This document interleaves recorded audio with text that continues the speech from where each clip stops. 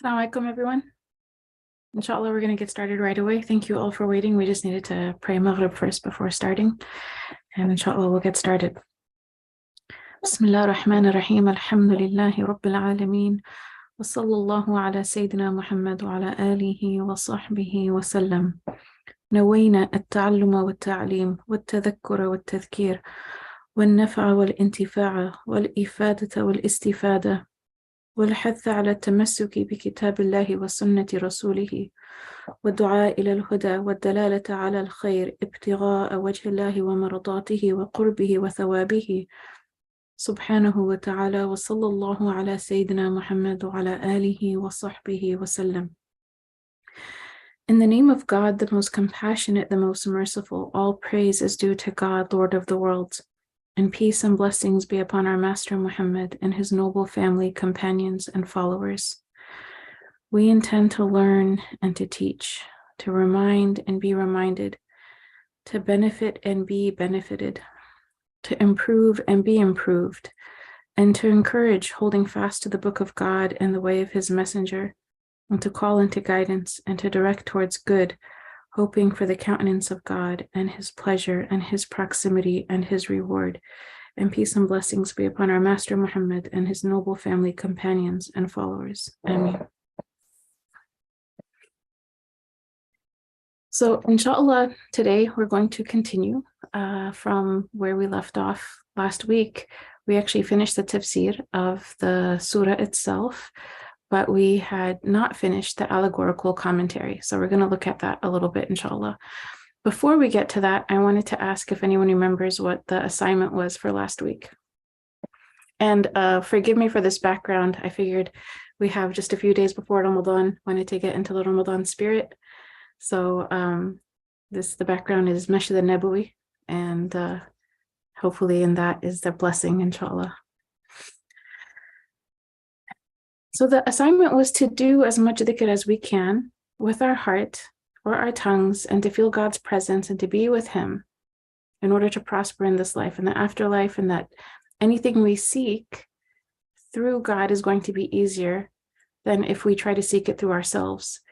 And so this is where the concept of tawakkul, having trust in God when we are facing stressful things or hard times, we do dhikr and we rely on Allah. Thank you so much for that comprehensive summary.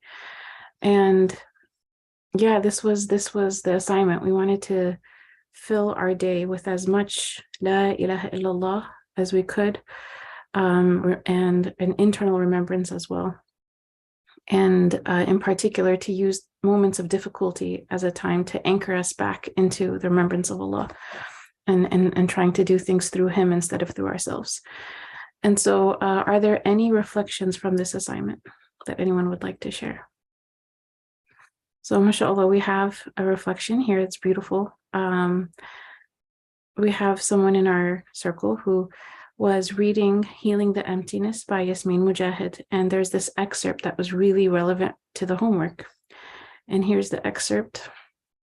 It says, while I was reading this excerpt from the book, it correlated with our homework and I wanted to share.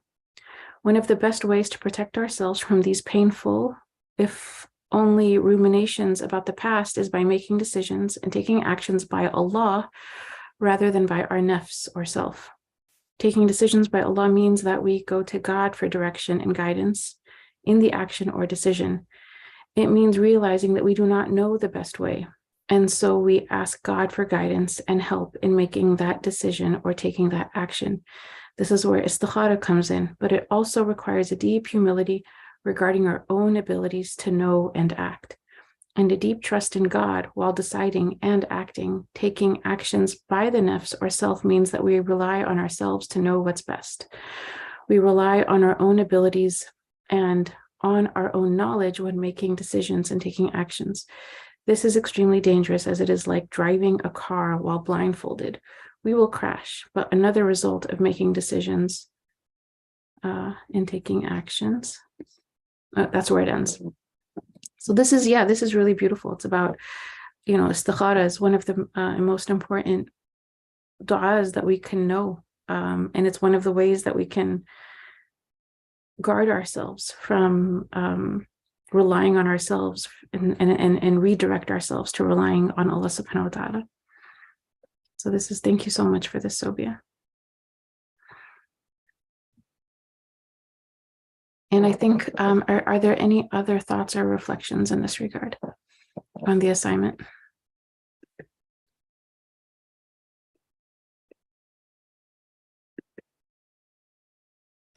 You can feel free to put it into the chat box if you like.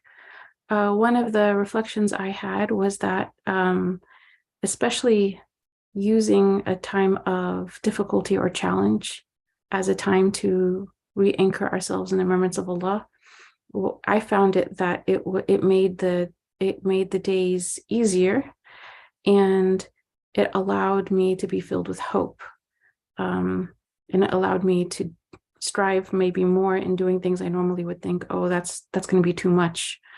I think with this particular assignment, it helped me feel that, well, you have nothing to lose. You can try and ask for Allah's help and try your best and see what happens. And so alhamdulillah, I think the assignment for myself meant increased hope and increased ease, and being willing to try things that I normally might not try. So yeah, alhamdulillah.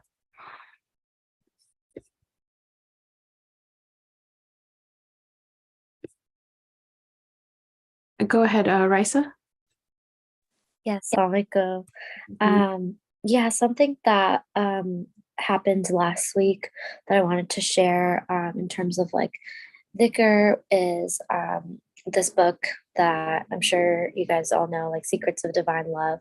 There was a prayer in the book saying like La ilaha illallah if you want to get rid of a pain or like anything going on in your life. And so I was kind of sharing that with my sister of like this back injury that she had, and to just like put her hand where the pain is and to say La ilaha illallah, because that's something that has helped me before. And I don't know if it helped her or if it worked, but I just wanted to like put it into action and like share it with others. So yeah. Thank you so much. Of course.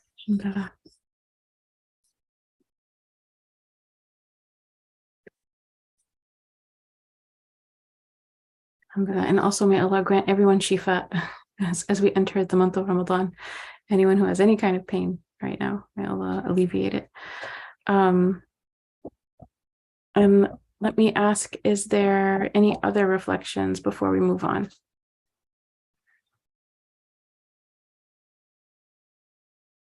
Okay. All right, now we're going to move on to the allegorical commentary by Imam Ibn Ajiba of the previous verses.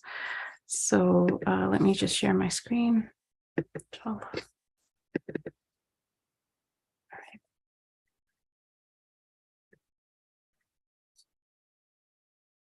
So the verses that we had before, and we covered the tafsir, but now we're going to look at his sort of the allegories that he has. Let me just close that.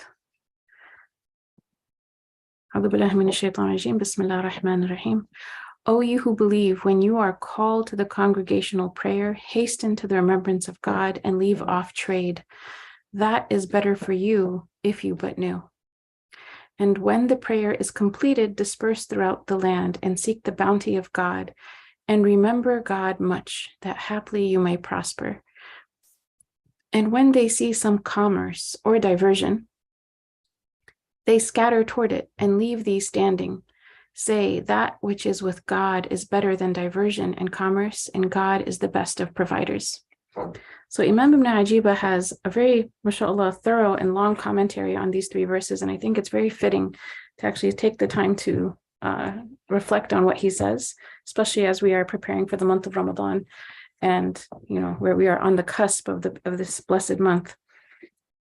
He says, if the prayer of the heart is called in the station, let me go back to the verse 9. And this is again reflecting, he's going in order. So he says, if the prayer of the heart is called in the station of gathering, from the direction that one is called to it, And here he says, and that is the shuyukh who are the knowers of God. Then rush to the remembrance of God and continue in it with your tongues and your hearts. And then he says, and then to continue in it with your heart alone, and then with your spirit, and then with your secret. For truly, divine remembrance is the extension of an intimate friendship with God. I'm just going to repeat that sentence. For truly, divine remembrance is the extension of an intimate friendship with God. And it is needed in the beginning and in the end. Imam al-Wartaji, he said, the sa'i, or the endeavoring to remembrance, is the station of the seekers, and the actualization of ma'rifah, or knowing God, is when the remembrance of Allah overwhelms the person by the attribute of the manifestations of their own nafs. So now there's so much remembrance, it's overwhelmed the person to the point that now the nafs is filled with what in Arabic it's tajalliyat. So these divine manifestations, and these divine manifestations are then being revealed from the nafs to their own heart. And he says that he's describing that's what happens when someone is actualized in the remembrance of God. And he comments on this part of the verse that says, وَذَرُوا الْبَيْعَ, right? And to leave off trade.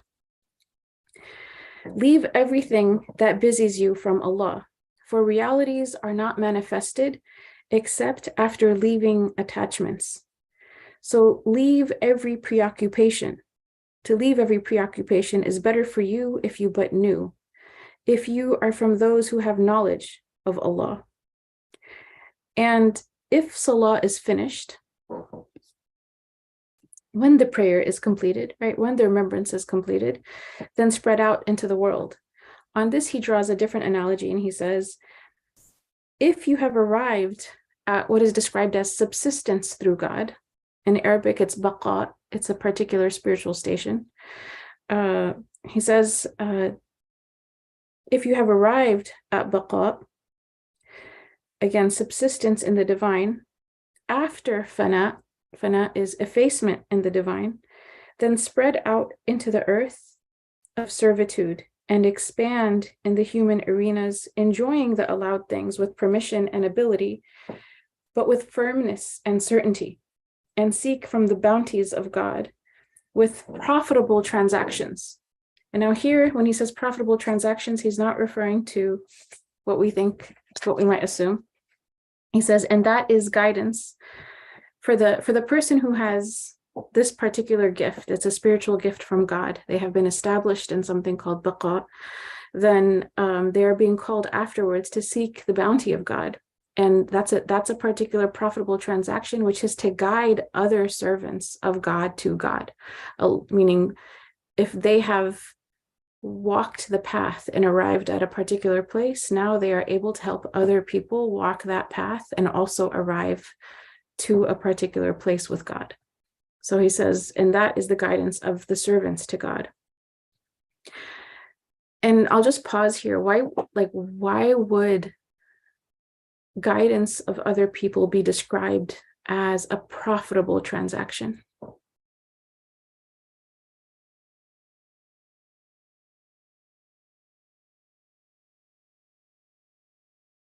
I meant it openly, so you guys are allowed to put answers in the chat box if you like. But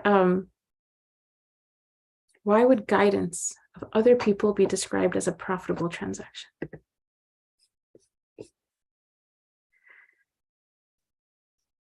Because of fulfilling worldly needs. Okay. In a way, yes, but there's you're fulfilling an otherworldly need when someone is being guided to God.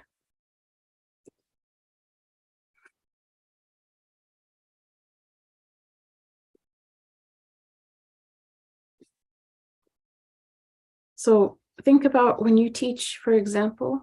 So yes, definitely there's a lot of reward, thawab.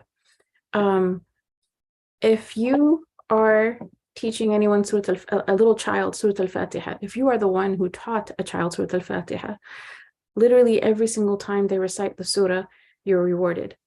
if you're someone who passes on any kind of knowledge of the religion that allows that they then are able to practice and benefit from in this life and the hereafter, you are also getting the reward for that.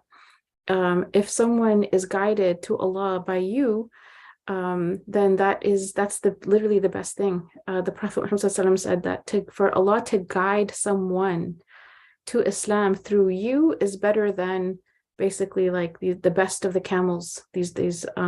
That were the most expensive commodity at the time of the Prophet Muhammad ﷺ.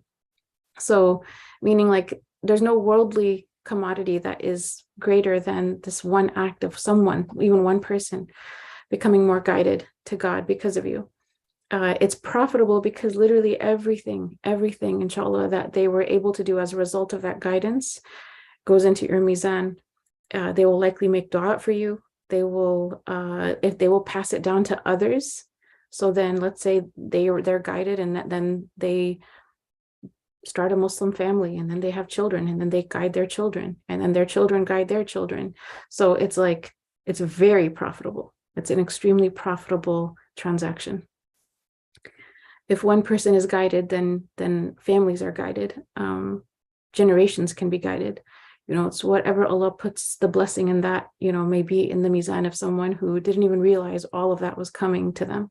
And they didn't necessarily just do it for the sake of the reward, even though there's a ton of reward in it. They did it for the sake of God's pleasure. So he says, and that is the guidance of the servants to God. And remember God much in everything and at everything by seeing and having the vision of the real. Here, it's the beautiful name of God, Al-Haq, having the vision of the real, seeing Allah subhanahu wa ta'ala as the real in everything. And to that, the Prophet Muhammad sallallahu alaihi wasallam, he indicated this in his wasiyah, or his sort of parting advice to Mu'adh ibn Jabal. And he said these words, he says, وَاذْكُرُ اللَّهَ عِنْدَ كُلِّ حَجَرٍ وَشَجَرٍ, to remember Allah at every rock and every tree. Meaning, everywhere you go, remember Allah. That was, and this is related in Ibn Abi Shayba. So this hadith of the Prophet Muhammad ﷺ to Mu'adh ibn Jabal, it's indicated, remember him everywhere. Imam al-Qushayri says, he says about the part where the next verse, and when they see some commerce or diversion, they scatter toward it and leave you standing. They rush towards it. And he says, this describes, and I'm going to say it in Arabic and then translate, this describes as-salikin al-mahrumin min al-jadba. So these are the wayfarers that are veiled from an experience that's like called a jadba, which maybe like the term that I can think of maybe is like a spiritual ecstasy, right? It's like where they're just so drawn to God, and jadb is like being attracted to. So the person is like attracted to the light of God. They're attracted to the remembrance of God. They're immersed in it. And so he says that this description, when they see some commerce or diversion, they scatter toward it and leave you standing, because this is a description of the people who are on the path, but they're veiled from this particular sort of spiritual experience of jadba. He says these are the wayfarers that are cut off from spiritual ecstasy. And that is the wayfarer that if they see a transaction, and here he means not a worldly transaction. He says if they see a transaction like an act of obedience that is rewarded in al-akhirah, and they establish it, and they are rewarded for it, as they are looking to the reward of the next life, right? So this is their intention. They're doing the good deed. They see this good deed and they're thinking about, I want the rewards of the next life. This is what they're focused on. And he says, because this is like when the Prophet Muhammad ﷺ, he said, don't be like the bad workmen, that if they are given, they work, and if they are not given, then they don't work. So this person is doing the works because they are out of the certainty that they're going to be given the rewards of paradise. And so they're not bad. Obviously, they're doing good works. they're being rewarded for those good works. That's what Imam Ibn Ajib, he says this. But because that's the level they're in, it becomes a veil for them to reach that higher station, which is even higher than that. And so, and that's, again, this is very transactional. I'm going to do good deeds because I'm going to get a palace in paradise and a river and all these things. And they're thinking about rewards and pleasures of the next life. He says, or lahu, and lahu is kind of worse. Lahu is, in this case, it's not just the transaction for reward, but here it's the amusement that they cheer and this amusement is when a person cheers up their own nafs, their ego at some level, by looking at their acts of obedience, right? And taking pleasure out of that. And also that when they notice that other people have seen their acts of obedience and they take pleasure out of that as well. So the fact that they are taking as enjoyment from looking upon their own good deeds and enjoyment from their good deeds being witnessed by others, that is what the allegory is for the word lahu in the context of the Muslim who leaves the other one standing, because they're kind of, that's their focus, that's what they're enjoying. They're loving to be seen, they're loving to look at their own good, and they're loving the thoughts of the rewards they're going to get for their good deeds. And this, they will get the reward, but they don't have this higher station. And he says,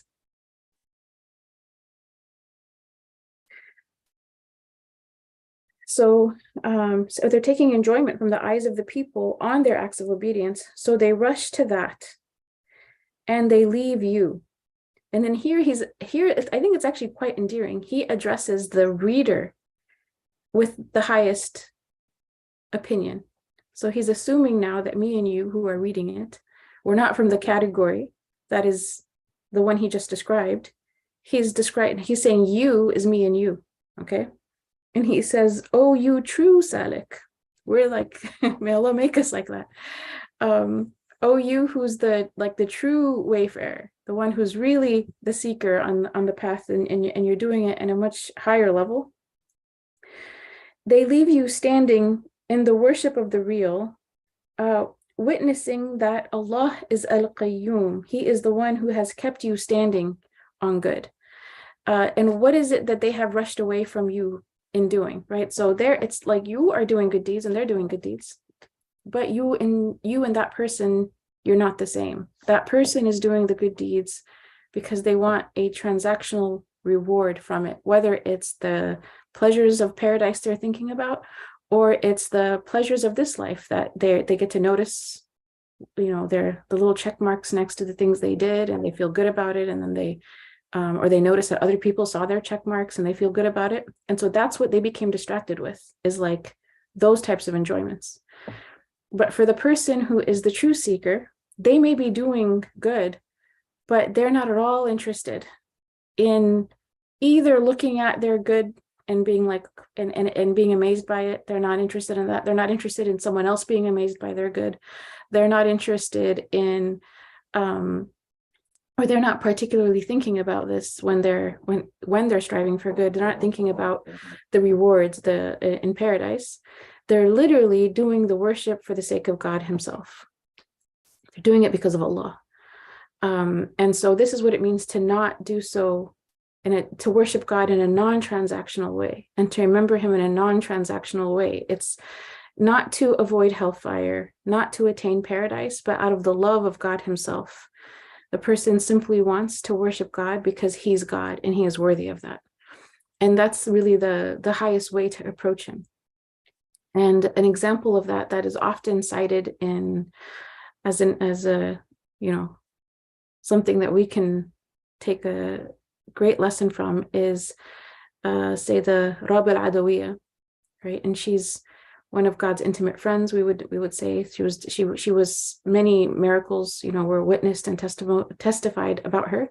But one of the things that she would say in her prayers is, "Oh God, if I worship you to avoid hellfire, then lock me in hellfire and never let me leave. And if I worship you for the pleasures of paradise, then lock the gates of paradise and never let me enter. But if I worship you for you, then do not deprive me of your, enduring presence. And this is like a rough sort of translation, or what I remember from her beautiful prayer, that essentially saying, but if I'm worshiping you for you, then don't deprive me of yourself. Like, let me be with you. Let me remember you at all times.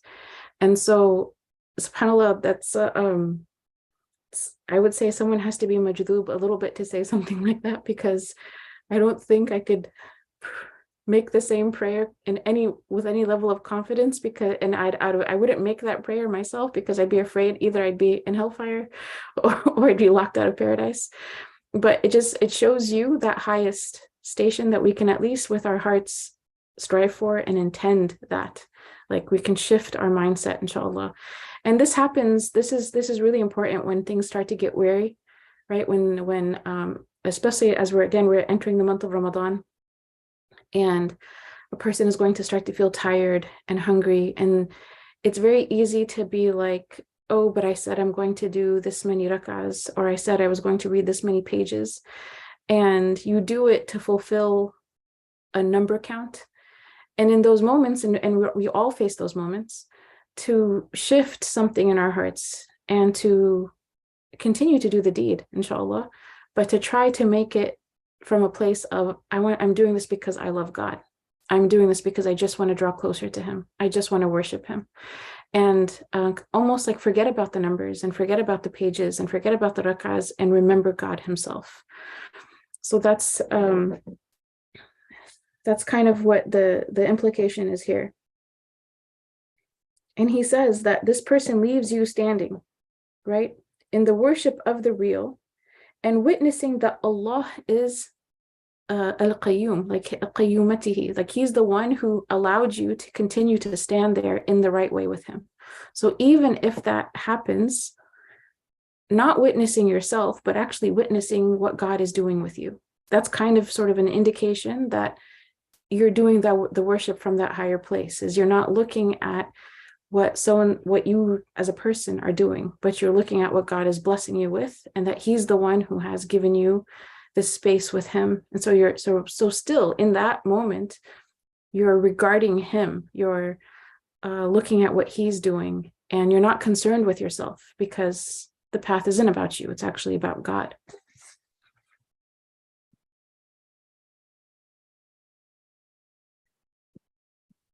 And then he says, say what is with God from the great gifts is better than the amusement of the self, which watches other than Allah, and from the transactions of the reward of the hereafter, by his statement, and this is in Surah Al-Kahf, verse 110. فَمَنْ كَانَ يَرْجُو لِقَاءَ رَبِّهِ فَلْيَعْمَلْ عَمَلًا صَالِحًا وَلَا يُشْرِكْ بِعِبَادَةِ رَبِّهِ أَحَدًا. And whoever hopes for the meeting of their Lord. It doesn't say whoever hopes for the reward of their Lord. It doesn't say whoever hopes for the the pleasures of paradise. It says whoever hopes for meeting Allah. Like they want to, whoever, that's your hope, that's your intention, is I want to be with God. If that's what it is, then do good works, but don't associate any partners in your worship with God. And it doesn't say wala yushrik billah, because you could say that, don't associate partners with God, but he says wala yushrik bi'ibadati rabbih, don't make any partners in the worship of God, right? And so the word here is bi'ibadah, in the worship of God, let there be no other partners. If you are seeking him, then when you do the worship, it needs to be about him. There should be no other partner. Yes, like one of the reasons like we have these ahadith about the great reward for something versus something else is that it indicates to us that those places that have the higher reward are the places that we're going to have attain God's pleasure more, right? So then it's not necessarily because of 700 hasanat, but because, if Allah has put that kind of reward there, then that's a place that I can strive and attain his love. And so that's one way to look at it, is to see those narrations about the rewards and the blessings of certain deeds, and take them as signposts, as this is where a person can go to and strive and work hard in order to, again, attain greater amounts of God's love and proximity. So don't have any shirk, don't have any partners with in the worship of God. And right, the outward meaning obviously means don't worship other than God, but the inward meaning is like, in your heart, let there be no other motivator other than God himself. That's the motivator. He mentions the payment that Allah has for the arifin, for the knowers of God, from inspirations that he bestows upon their hearts, is better than all that is hoped for in this life and the next life for the negligent. And Allah is the best of providers. Wallahu khairul raziqeen. That's what the verse ends with. And he says, and he provides the rizq of the self, right? The sustenance of the self. And he describes what that is. He says that's obedience on the way of the Sharia.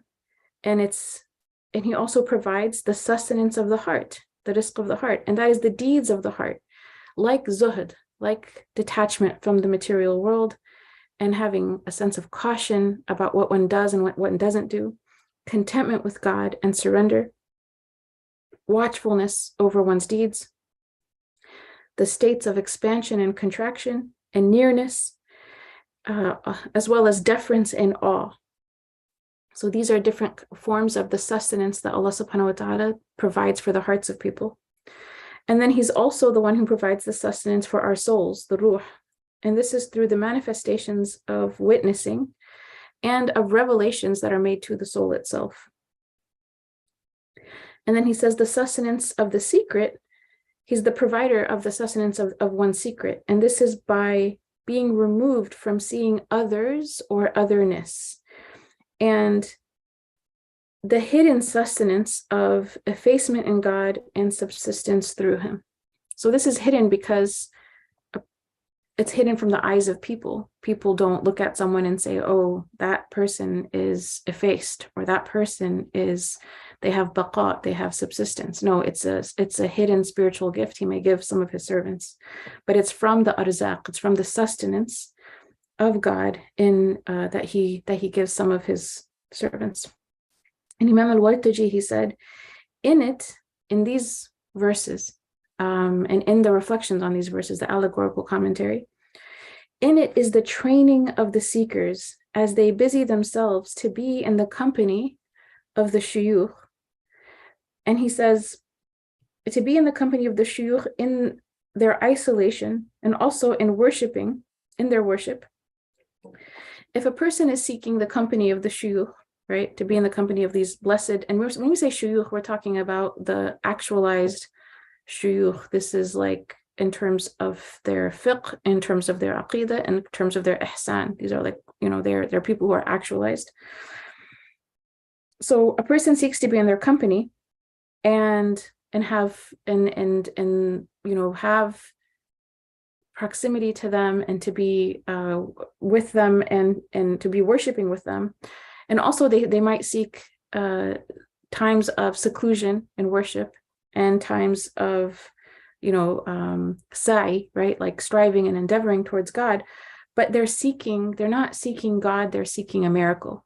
Like, I want to see karamat, I want to see like special things that you read about in books. That's why they're trying to seek the company of these people, or they're trying to do these acts of worship, is so that like they can get something. Maybe they'll get like a special dream, or maybe they'll get a I don't know, the different things that there are many different miracles that people may experience. And so they hear these miracles and they're mesmerized by them. And the sort of the hidden motive in their hearts is to be someone who's exposed to that. And what they don't know is that what they would find in their seclusion, in addition to what they find in the company of their shuyukh, is actually just amusement. Why is it just amusement? Because they're looking to enjoy something that they can enjoy, whether it's good deeds they look at in themselves, or that their good deeds are looked at by others, or that they get to experience maybe something that is seemingly miraculous or nice, and then they can say, I experienced that. And again, even if they don't say it to someone else, just to do it for that intention means like there's an other that's involved. And he says, and that's the truth. And with Allah is tawfiq. And wasallallahu ala Sayyidina Muhammad wa ala alihi wa sahbihi wa sallam. So his nasiha basically is that if you are going to endeavor, whether it's like you're going to do it privately in seclusion, and you're going to do dhikr, and you're going to read Qur'an, if you're doing any of these things because you're trying to see a miracle, there's still a hadh, there's still almost you could say like a fortune from this life that you are doing it for. And it doesn't mean that you can't experience beautiful things or have beautiful dreams. That's fine. Alhamdulillah, these are gifts from God. But the intention shouldn't be those things. The intention shouldn't be, I'm doing this so I can have a particular experience. The intention that we remind ourselves of is we want to worship God out of love, out of just love for him, because he's God and he's worthy of that worship. And so there's a poem that is really beautiful in this regard. I wanted to read it to you all. It was just published. The book is called The Art of Remembrance, and the author is one of our previous guests at the Majlis. His name is Ustaz Ahmed James, also known as Baraka Blue. And he says in his book, I'm just going to read the poem. It's called The Art of Remembrance. And maybe we can think about it, especially as it relates to this idea of trying to be in the remembrance of God, as the Prophet Muhammad ﷺ said to Mu'adh, at every rock and at every tree. He says, remember until it seeps into your bones like the December wind. Remember and remember and remember until remembrance wins. Until all remember whens, remember when there was nothing but remembrance in the presence of beginningless's never-ending present tense. Remember till a voice proclaims, what did we forget again? Till the part that has resistance to remember starts to giving in. Remember then, remember it again, again. A spirit greater than the universe has come and hid in skin. Remember the forgiver to the point that you forget your sins. Remembrance the giver until all your gifts are sent from him. Remember it's the giver until when you give, it's really him giving and receiving. What is need if you are given him? Remember the reviver until when you die, you live again. Remember the annihilator till your eye subsists in him. Remember the inspired one who taught us how to get to him. Peace upon his soul and on his family and his holy friends, who rose to even higher than an angel ever dare ascend. Then out of love and mercy he returned into the world of men. Remember the all-seeing until all that you can see is him. And if you cannot witness this, know this witness witnesses through your seeing vision even, though your feeble vision's dim. And when you draw near until he loves you, who is seeing then? You didn't throw when you threw, but we threw through your blessed hand. Are you surprised the Most High could throw through a mortal man? Hasn't he told you he formed you from something insignificant? Then spoke to your clay as he blew his spirit into it. Remember the beloved until love itself transcends your skin and radiates beyond you into everything that was and is and will be, if he wills it to be, in a million moments. Kulla yawmin, each affair he begins again. Polish the mirror, so his light you reflect within. The rust that has formed on its face is forgetfulness. Each breath is a priceless chance to remember him. And the polish of hearts is the art of remembrance. This is the beautiful poem by Baraka Blue. And I just wanted to read that poem to you all, inshallah, as a closing. for the Surah Al-Jumu'ah, which has such a big emphasis on remembrance of Allah. And the assignment will actually be for us as we go into the month of Ramadan, is to try to be in the remembrance of Allah as much as we can in this month, and to do what we do, not from a place of a business transaction, to try to do whatever it is that we're doing, especially when we're tired, and especially when there's a lot of, competing intentions in those moments. In those moments, to try to recenter ourselves and do whatever it is that we want to do, but do it from a place of love for Allah, and seeking, His pleasure and His proximity, inshallah. And so that's the class for today. I was hoping to keep the class under an hour as we're all getting ready for the month of Ramadan.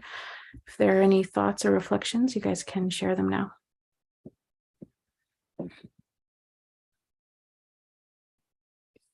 Or questions.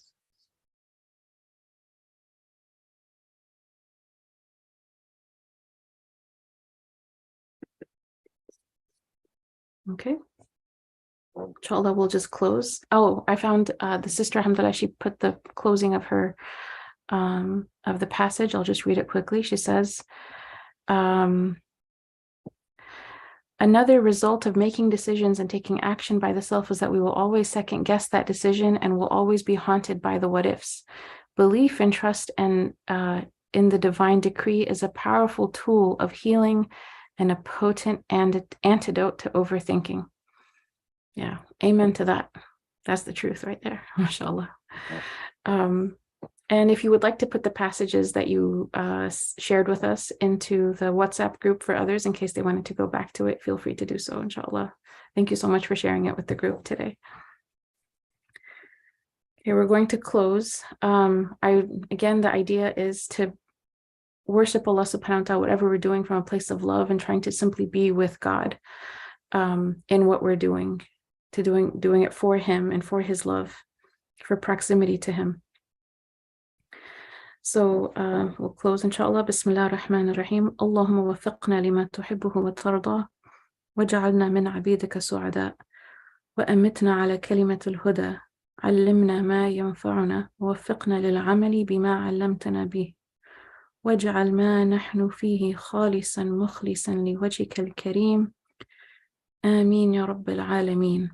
اللهم اجعل تجمعنا هذا تجمعا مرحوما وتفرقنا بعده تفرقا معصوما لا شقيا منا ولا محروما وصلى الله على سيدنا محمد وعلى آله وصحبه وسلم. In the name of God, the most compassionate, the most merciful. O God, give us success to attain what you love and are pleased with. Make us amongst your felicitous servants. Allow us to die on the statement of guidance. Teach us what will benefit us and give us the success to act upon what you have taught us. Make that in which we are engaged pure and devoted to your noble face. Ameen, O Lord of the worlds. O God, make this gathering of ours a gathering enveloped in mercy, and our parting thereafter a parting of our sins purged and forgiven, not one of us wretched or deprived. And peace and blessings be upon our Master Muhammad and upon his noble family, companions, and followers. Ameen. Have a beautiful and blessed month of Ramadan, everyone.